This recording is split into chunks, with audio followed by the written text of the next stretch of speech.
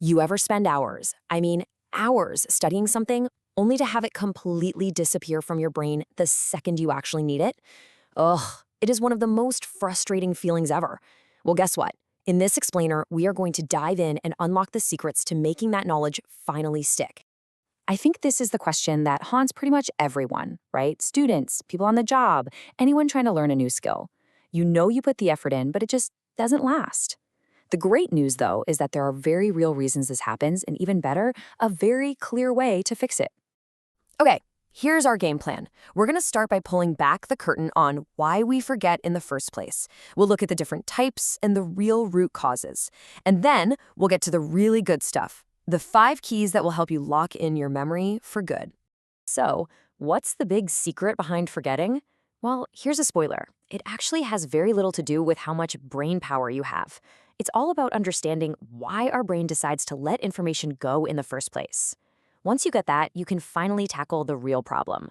First things first, we've got to realize that not all forgetting is created equal. There are actually a few different types, and knowing which one we're up against is honestly the first step to figuring out a solution that actually works. So you can see here, the first two, pathological and natural, are pretty much out of our hands. And you know what? Natural forgetting is actually a good thing. It's like your brain's built-in spam filter, clearing out stuff you don't need.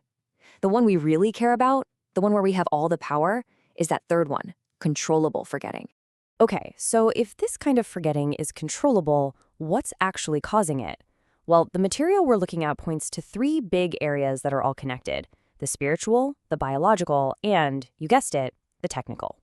Let's start with that first cause, the spiritual one. This idea is captured so powerfully in this quote from Imam Ash-Shafi. It suggests that our internal state, our spiritual health, can have a direct impact on our ability to hold on to knowledge.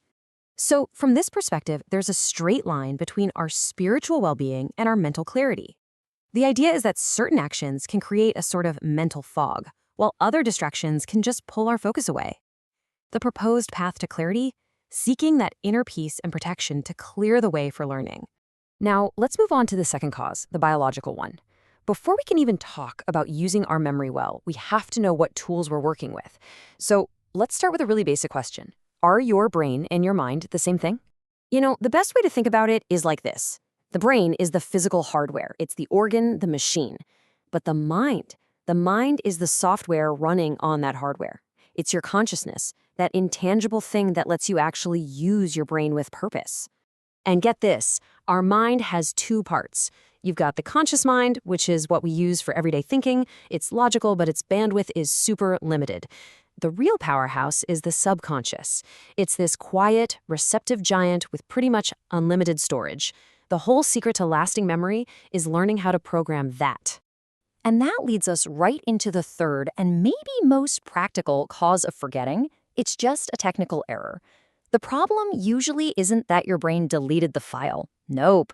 It's that you saved it wrong in the first place, like throwing a file into a random folder with no name. Of course you can't find it later. All right, we've gone through the problem, we've looked at the causes. Now it's time for the solution.